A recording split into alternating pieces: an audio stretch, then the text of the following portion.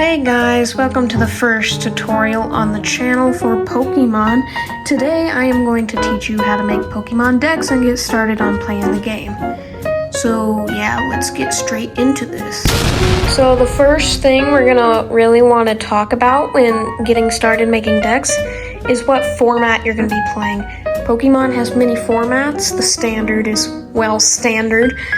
Expanded form has cards from all sorts of series.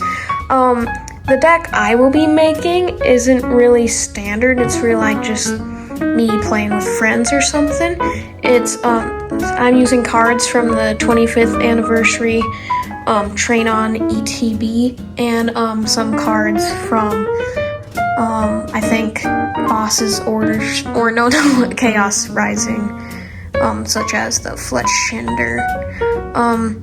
So yeah, once you figure out what format you'll be playing, you'll be all set to go. If you're confused with formats, I'll do another video about that on my channel soon. Alright, now that you know all about formats, we're gonna dive into the actual cards. In Pokemon, there are 3 types of cards. There's, well, the Pokemon, which you'll be using to battle, trainer cards, which is really gonna be most of your deck. They're very useful. I'll get into that later. And energy cards. They're like subgenres of some of these. Like trainers, there's also like stadiums and item cards such as Unos Galete. Energy, there's special energy, which is like the same thing, but it gives your Pokemon like extra abilities. And for Pokemon, they're evolution Pokemon. Now let's dive into these one by one. A deck is made up of 60 cards, and at least 10 of them should be Pokemon. Before you choose what Pokemon you need to or want to put in your deck, you first need to decide what kind of energy you want to use for your deck. So, let's say I really want to use this Xerneas. He's a psychic type Pokemon, so he would mainly use psychic type energy. So you would make a psychic type deck with psychic type energy and Pokemon, making it easier to find like the right energy. You can also do like multi energy decks, which I've actually done. I have a grass card and like psychic. So it's really up to you what kind of Pokemon and energy you want to use. Just keep it simple. I'd say use at least 2 different types of Pokemon and energy. It's really up to you though. Alright, so more about Pokemon. You can actually evolve your Pokemon, and you should include some evolution Pokemon in your deck to like make it stronger. So I have this Ralts, right? It's a pretty basic card, just confuses the opponent. Well, if I want to upgrade that in my deck to do like some better damage and stuff, I can use the evolution card Curlia, which evolves from Ralts, as we can see right there, and just place that card on top and give it an upgrade. It does 30 damage and switches this Pokemon with one of your bench Pokemon. It's pretty decent. But if you want to go even further, there are second evolution Pokemon, which are pretty sweet. In your deck, you should also think about using some VMAXs or Mega Evolution cards. These are going to be the main, like, let's say Hulks. I don't know a better word right now. Just like think a big mighty Hulk. Just like the big guys who are going to do most of the damage. This person does 30 more damage for each psychic energy attached. And because I have a psychic deck, that would work great with Zacian V. So yeah, just think about evolutions while building your deck, and VMAXs, take that in mind. Alright, now let's talk about trainer cards, which are essential for playing the game. If you're in the early game and have no cards you can use, it is good to have like a trainer card you can use to like draw some more cards at the beginning of the game, such as Professor's Research, which is worldwide used. He comes in many variations. Remember, this version is just from the 25th anniversary ETB. But yeah, it's good for like if you have a bad hand and you need to draw cards. Let's say you really want an evolution card for like your Curlia. Well, here you go. Some other great trainer cards are like healing ones, such as this Luminos Galette, which heals 20 damage and removes a special condition from your active Pokemon. This can be good in the late game. Here's another cool card you can use. So you can switch your active Pokemon. Let's say if you're being crushed and you just need to retreat, you can do that, but you can also draw 3 cards. So trainer cards are essential for winning the game and getting good whatsoever. These will help you. There are all sorts of trainer cards I can suggest, but these are just like the 3 types I would like say are pretty important. There are also stadium cards. I don't really have any, but if you have any, I would suggest using them and pulling out some crazy combos. Now let's move on to energy, which is actually really important for the game.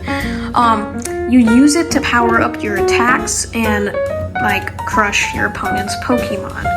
So let me just throw something out here. You can only have 4 of the same kind of Pokemon and trainer card in your deck. You can't have any more. Not with energy cards though. You can have as many energy cards as you want. Same with special energy. Special energy is much rarer, but it's much more useful. Let's take example this heat energy. As long as this card is attached to a Pokemon, it provides fire energy. The fire Pokemon this card is attached to gets 20 plus HP. Pretty sweet, right? There's also other types of energy called Neo energy and all that stuff, but that's way too complicated. It gets tricky. So yeah, that's all you need to know about energy, trainers, and Pokemons. Now let me teach you how to actually make a good deck using this information. Alright, when making Pokemon decks, you usually want to start off by building it around a main attacker. So my main attacker would be Zacian. His type is Psychic, so of course I got the Psychic type energy. Obviously I would have much more to fill in the 60 slots, but that's not all we need. So when making a deck, you don't only want the big guy, you also want some basic guys so you can get like people up while you're like still charging up your big guy. So for my like basic one, I got Ralts, Stage 1, Curlia, Gallade. I also have much more. There are cards that will work with any type of deck, colorless. They will take any kind of energy. So I always like to put some of these in my decks, just as like filler sometimes. They're also pretty good. Like look at this 160. Pretty good. Alright. So let me talk more about trainers.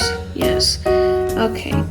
So you're gonna want a few trainers that kind of help out your Pokemon. It really depends on the situation on your deck, if that makes sense. If you're a Psychic type deck, you're probably gonna want like some cards that help with psychicness. So like, see this? Search your deck for a Psychic energy card or a basic Psychic Pokemon, reveal it and put it into your hand, then shuffle your deck. That works well with a Psychic type deck. You see what I'm saying? There are also other trainer cards, like I mentioned earlier, such as Professor's Research, and much more. So yeah, that's gonna be good. Now I will show you my deck profile so you can kind of get a better idea at what making a deck looks like. Alright, let's get straight into this. So, like I said, this is my deck. Yours would be different, unless you want to use mine, because, like, why not? Alright, let's get into this. So, Zacian is my main attacker. I also have this evolutions of Curlia right here. They're psychic, so this works just great with mine.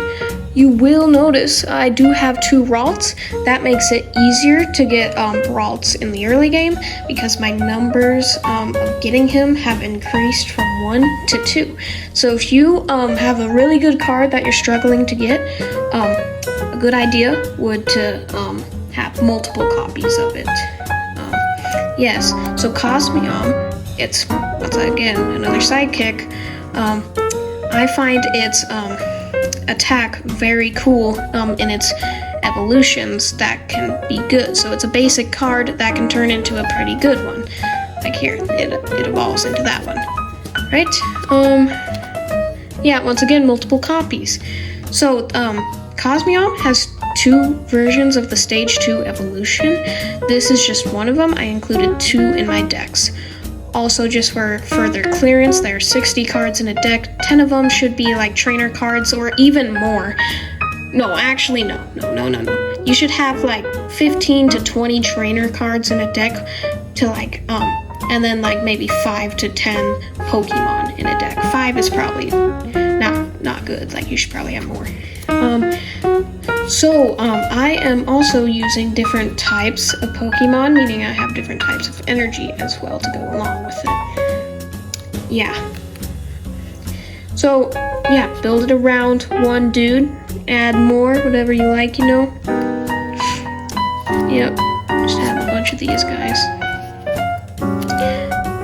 Yep, so my deck is mainly a Psychic and Fire, I would say. There's some pretty strong fire ones in the Pokemon TCG. Colorless is good if, like, you know, you don't know what to put, so just put that. Snorlax is decent. Yep. Okay. I have a bunch of Xerneas because, like I said earlier, it's good to have multiple copies just in case you can't find it in the early game. So yeah, keep in mind, make sure you have a decent amount of cards or trainer cards to help you draw more cards just in case you get a bad hand, you know, so you can get the Pokemon you need and are essential to victory.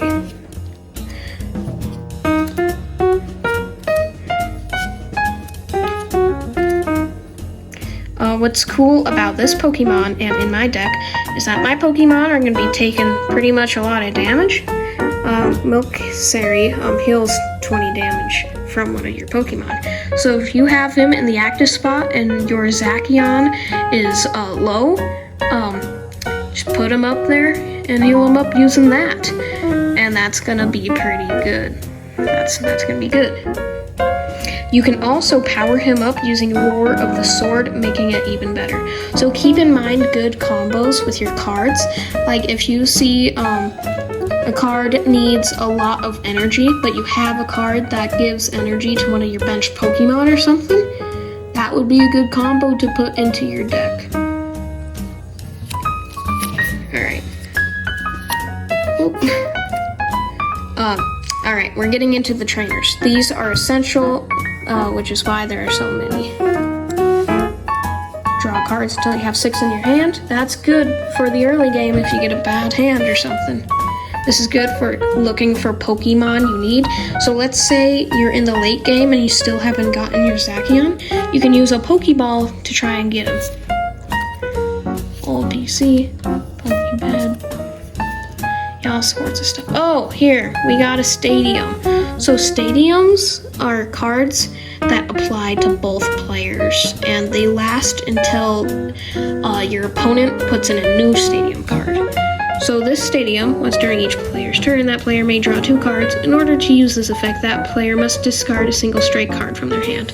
This would be a single strike card because it has that logo in the corner. So this really is gonna help you draw more cards in the early game if your opponent doesn't have any single strike cards, which is a big advantage, especially in the late and early games. Here's a healing one. I've like the healing type trainer cards.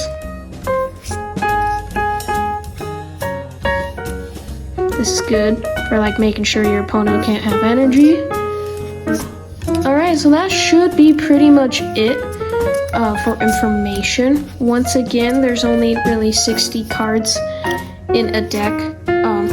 Make sure to check your Pokemon to see how much energy they require. Kind of add that up within your Pokemon and add that much energy in your deck to make sure they have as much as they need to like play, you know. Yeah, that should be it. These are like all energy. So yeah, those are some tips on building decks and essentially how to build a deck. I hope this helped you out. If you still have questions, you can ask them in the comments. I will post more videos on how to actually play the game in the future. So yeah, hope you liked that and see you in the next one.